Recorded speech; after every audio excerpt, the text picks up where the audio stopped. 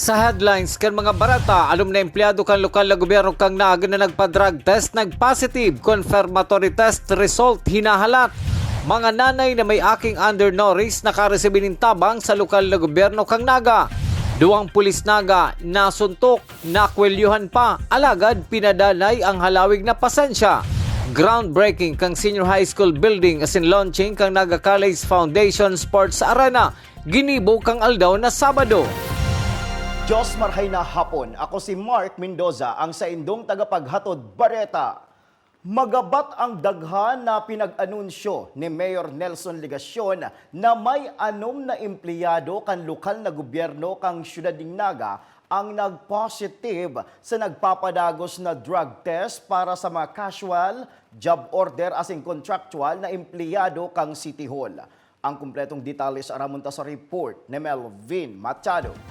Anom na empleyado kang lokal na gobyerno kang Naga nagpositibo sa nagpapadago sa drug test na inutang pinagsugo ni Mayor Nelson Legacion para sa mga kontraktual, casual as in job order na empleyado kang lokal na gobyerno. Ini matapos ang enot na pagkakaaresto kang sarong casual na empleyado kang City Hall sa sarong anti-drug bypass operation kang Naga City Police Office. Ang anunsyo kang alkalde ginibo matapos ang flag raising ceremony kasbawang aga kasabay kang pag-update sa mga empleyado kang nagpapadago sa drug test. Dahil naman ini pinangaranan kung sa inhali na department kang City Hall ang nasabi mga empleyado matang maagi pasubot ini sa confirmatory test. For your information, ini medyo mamundo, pero kayo po hang ipaabot ko po sa sayendo. Igwang anom na empleyado ang nag-positive sa ginibutang drug testing. And therefore, for them and para sa iba,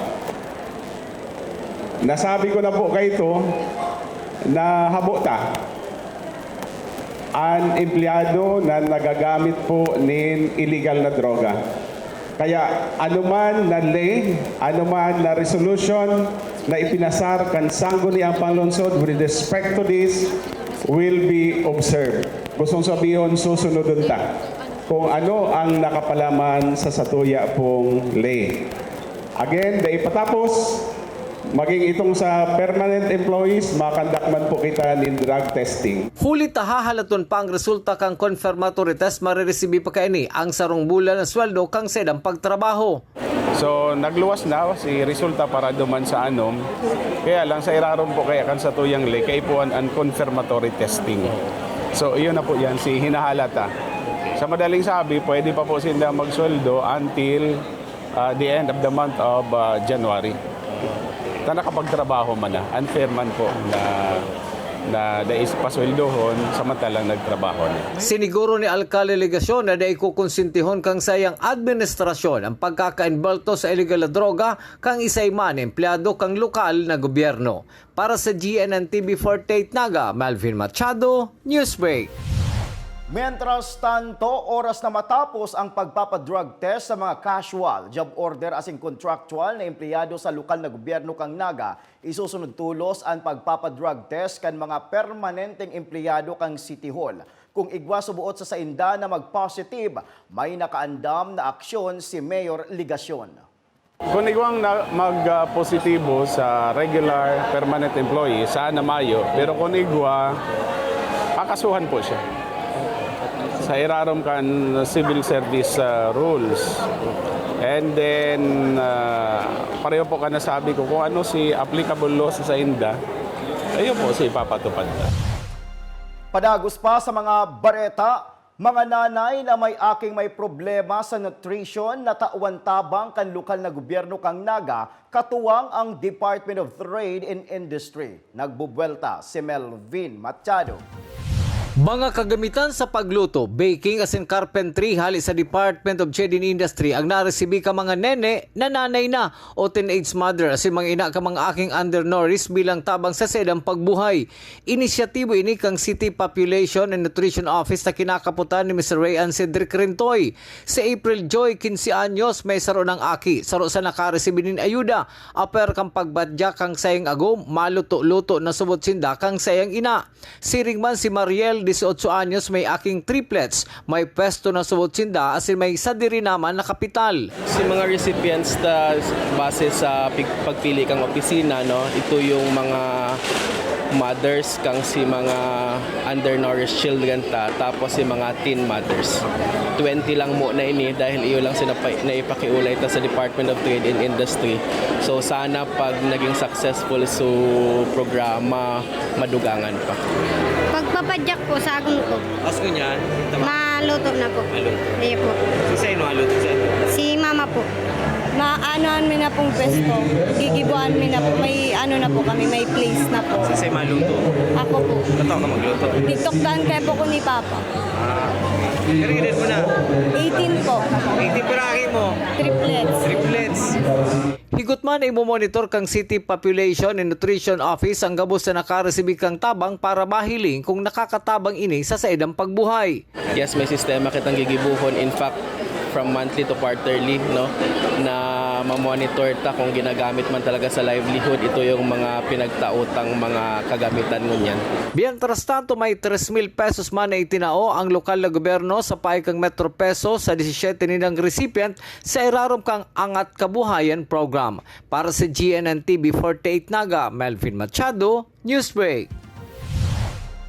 Sa iba pang bareta, 85% na kan 90,000 na mga may negosyo sa dulad ng Naga ang nakapag-renew na kang sa indang business license asin may pinagahalat na sana ang opisina ni City Treasurer Maricon Gayenilo nin 15% makapag-renew kang sa indang lisensya sa pagnegosyo sa Naga. Sa obserbasyon kan nasabing opisyal, may mga negosyante subuot na nakakabawi naman kang sa indang negosyo matapos ang 2 taon na pandemya. Sa aga matatapos na ang Business One-Stop Shop, asin sa mga mahuri may multa na sindang babayaran.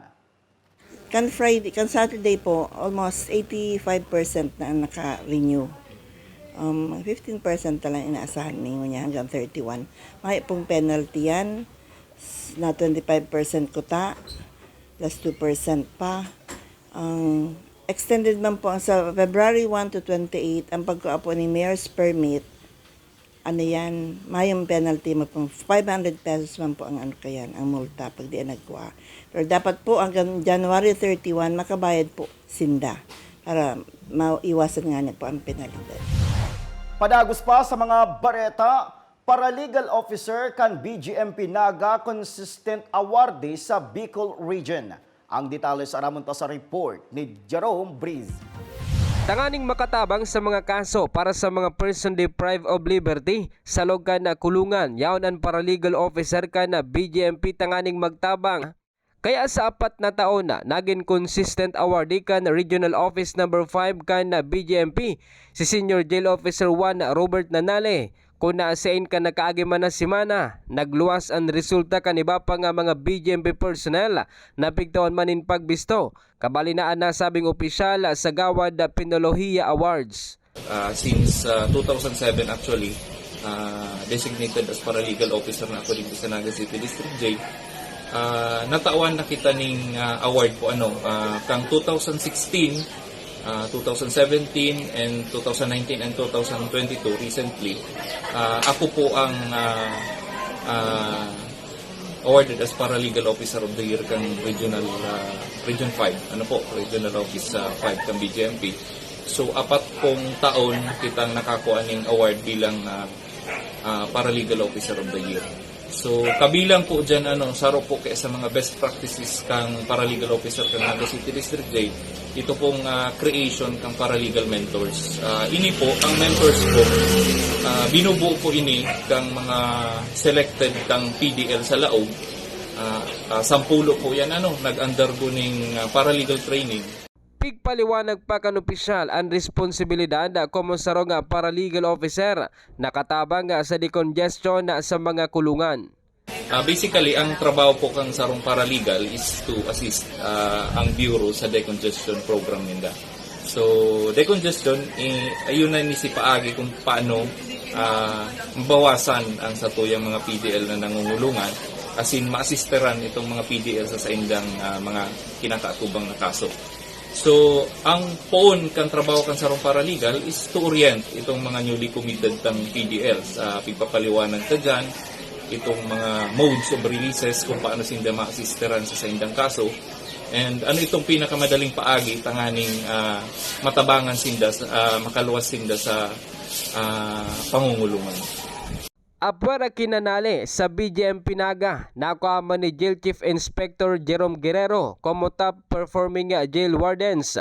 JO2 Vigor Oco para sa Best Custodial Officer, asin JO1 Sergio Cesar Luminario como Best Records Officer. Para sa GNN TV 48 Naga, Jerome Breeze, Newsbreak.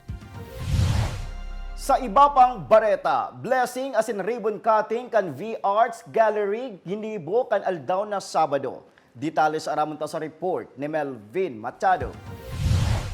Iba-ibang istorya ang mahiling sa mga obrang ini sa V-Art Gallery. Mahiling mo ang hiwas kan mga imahinasyon ka mga Bicolano artist. Saro na dyan si Mark Allison Calleja, sarong Bay GMP personnel na igwang talento as nagtatong inspirasyon sa mga future artist, lalo na sa mga person deprived of liberty. Sa jail kasi, nagtuturo ako pag gumawa ng mga paintings, yung mga PDLs, mga inmates, tinuturuan natin siya magpinta. Pag nakikita mo silang masaya sa ginagawa nila, tsaka pag nakikita mo sila sa ginagawa nila na nagpupursige, talagang gaganahan ka magawa, gaganahan ka magturo, di ba?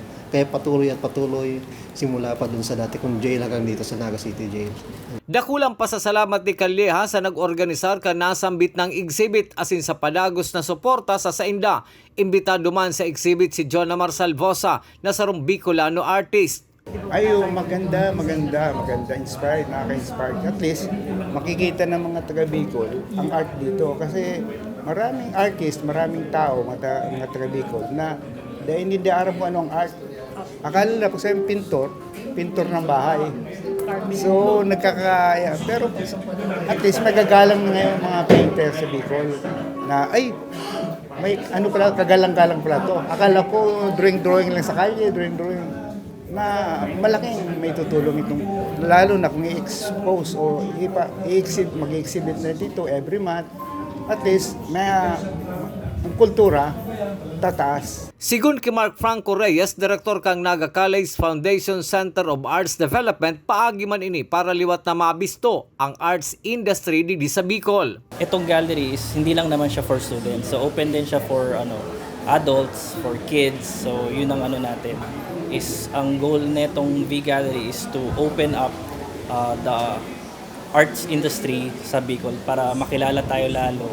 Sigun sa iya bukas ini sa gabos na gusto magbisita sa mga artist asin urog na sa mga estudyante. Ang exhibit bukas sundong Pebrero 28 sa aldaw na Martes sa Domingo pon alas 8 nin aga hasta alas 5 nin hapon. Makukuha ini sa Naga College Foundation Extension Libuton Campus.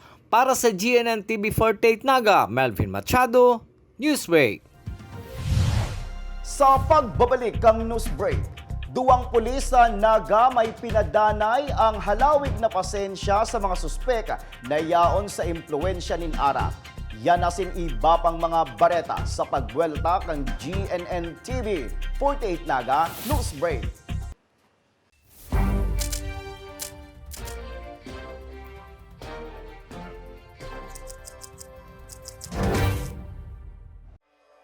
Mas pinalinaw, mas pinalakas, mas pinalawak. Ang GNN TV 48 Naga, digital na! Kung ang inyong TV sets ay digital ready na, pindutin ang scan o search channel button at makikita ang GNN TV Channel 48. Maaaring gumamit ng indoor o outdoor antenna para sa mas klarong panonood.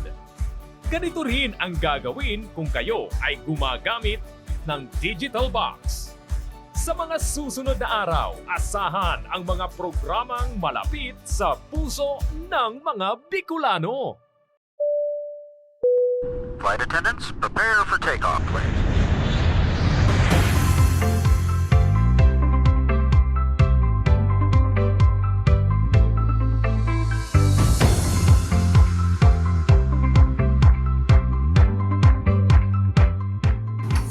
Flight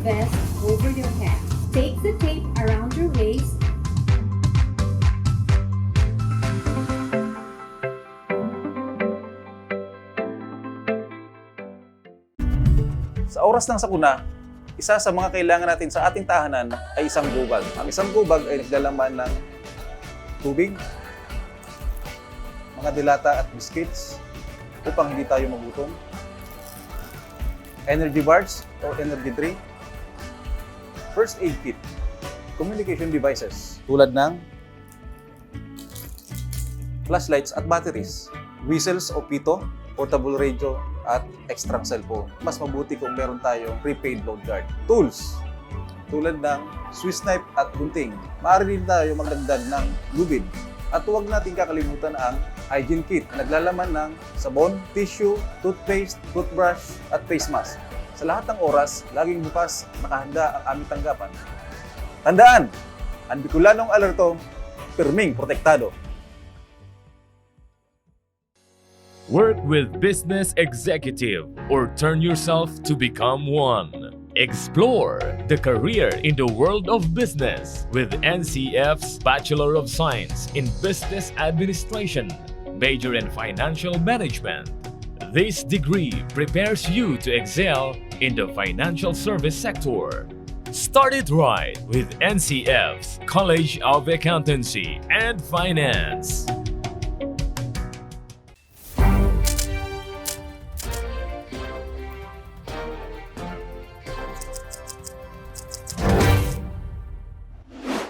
Padago sa mga bareta ay engage ordinance kan lokal na gobyerno kan siyudad ng Naga na may obheto na mas matauan pagkakataon ang publiko na makapagpartisipar sa mga hinahaman na ordinansa na pirmahan na ni Mayor Nelson Ligacion.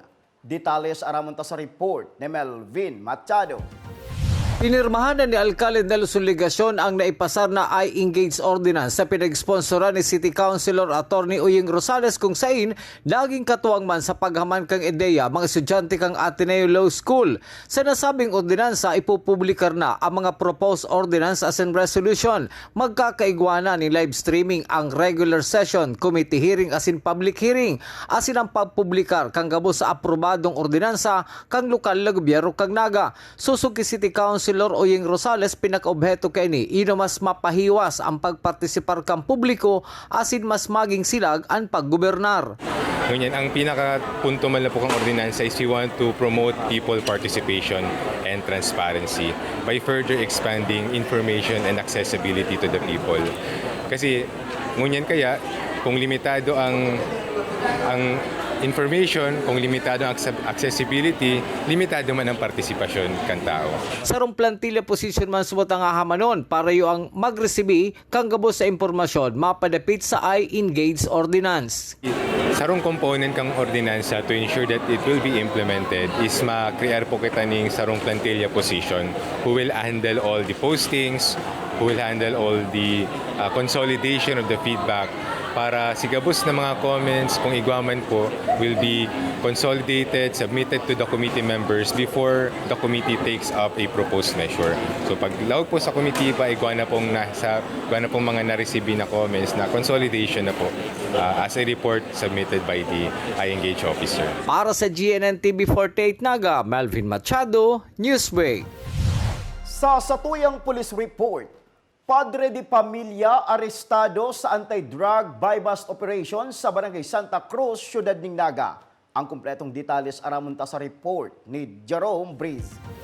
Sa ibong kan makusog na paguran ka nakalihis na banggi, dahil ni nakapugol tanganing gibuhon ang sarong drug buy-bust operation na nagresulta sa pagkakaresto kan sarong drug personality pasado alas 10 sa ninbanggi kan Sabado sa Barangay Santa Cruz, Naga City.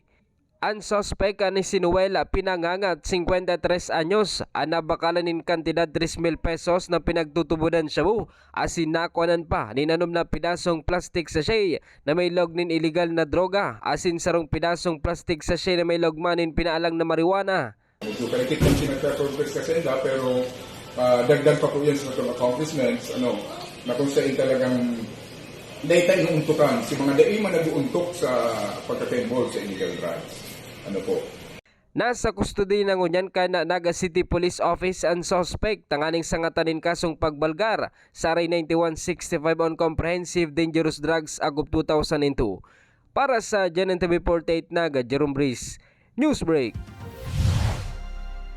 Sa iba pang police report, nasuntok asinakwelyuhan ang duwang pulis sa siyudad ng Naga na nagre-responde sa sarong inuman.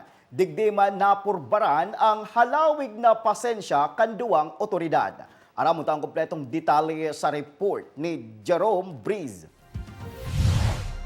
Napatunayan giraray ang maximum tolerance kan mga kapulisan matapos na suntukon asin kwelyuhan kan saro sa mga burat na sospek na nagpasaway sa sarong inuman diyan sa Diversion Road, Triangulo Digdi sa siyudad de Naga. Sigun na sa report, alas 11:50 nin bagikan Sabado, kana pigrespondehan kan mga pulis an insidente nin karribukan nin huliman sa kaburatan kan duwang sospek na si Jimboy Proa asin Richard Claudio 35 anyos. Alagad pigsiway na inikan na pulis na si Police Staff Sergeant Hupansya. Alagad dagos pa ining sinuntokan saro sa mga sospek rason tanganing iniarestohon. Another incident of intoxication of this individual na kung saan despite ng presence nga ni kang pulis because of that incident before, borobang di na po ikaw dyan yung mga nakaluting pulis, doong pulis at least. Picture ang attention kan sa pilang pulis na nakaluti duman sa area nearby. And ito po dati nagpapasaway sa misalong resto bar, duwa, very unruly na, kaya nag-responde sa tuyang mga pulis. Despite of their presence na naka-uniform sila, nagpagusto pa sila ng pulis, and imbes na magpasaway, lalo po lang naging unruly, naging magulo, and sarungan naman sa mga suspect sa duwang ito, nagbigwas pa ng kamot na tinamaan nasuntok ang ngusok ang saro sa mga nag-responding pulis. Pasado alas 3 manina magumagahon na kasud maka na nasa duty ang duwang pulis sa nasabing lugar. Kan manuparan man kay nian burat na sospek na si Ricardo Belus, 25 anyos sarong security guard asin dagos ining pigsiway kan mga otoridad. Alagad basang nasa nakaining pigpilyuhan ang saro sa mga pulis na si Patrolman Caraga asin pig para muda pa ka nasabing sospek. Sa tayo naman na resto bar, nag-responde gara si pulis sa mali nang gugulo na naman ang sarong individual, medyo unruly naman.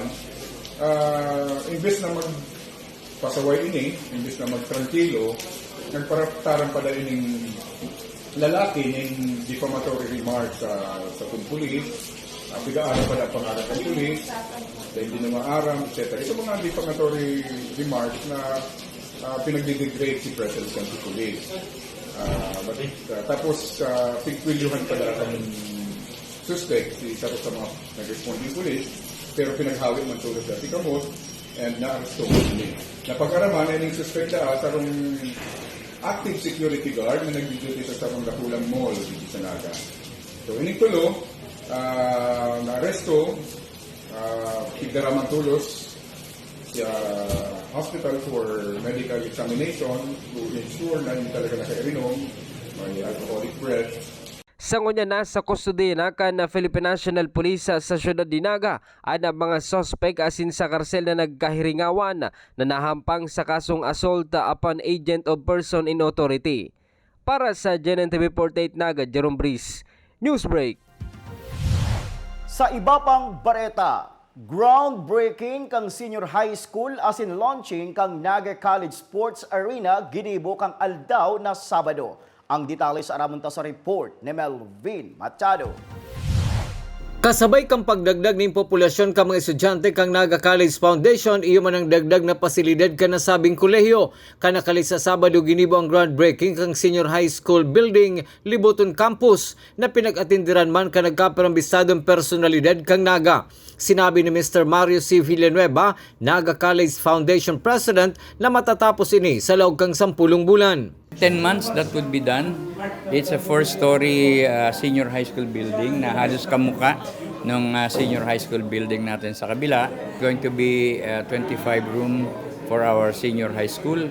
Kaya marirelieve ng classrooms lang sa kabila, which can also be used by our college department. So in 10 months, that should be done. So magagamit na yan by January next year. Kasabay man kang groundbreaking, ginibo man ang launching kang NCF Sports Arena na kung saan iyo ang primerong air-conditioned sports arena digdi sa Bicol na igwaning 5,000 capacity. Well, as of now, it's still a dream. We are still putting together the plans for it. We are looking for partners and sponsors.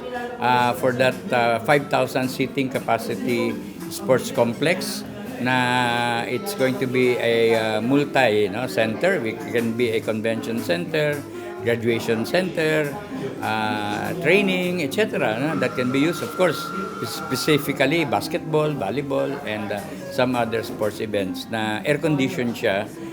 Kaya we're excited to do it. Hopefully, we take off this year. Sa padago sa pagdakula kang eskwelahan, naglalaom asin pinag-iinganyo ni Mr. Villanueva ang mga kaakian asin magurang na mag-enroll sa Naga College Foundation. Well, of course, I'd like to encourage our parents to encourage their children, and also our students to enroll at the Criminology College of Naga College dahil ito ay Center of Development, and we have all world-class facilities that they can be using when they go into actual professional practice. And Mientras tanto, nagkaigwaman ng blessing kan bagong building para sa criminology student na ginibo sa NCF Main Campus na kung saan magkakaigwa ng sarong firing range sa sindagdag ng mga classrooms para sa padago sa nagdadakulang enrollment kang Criminology Department.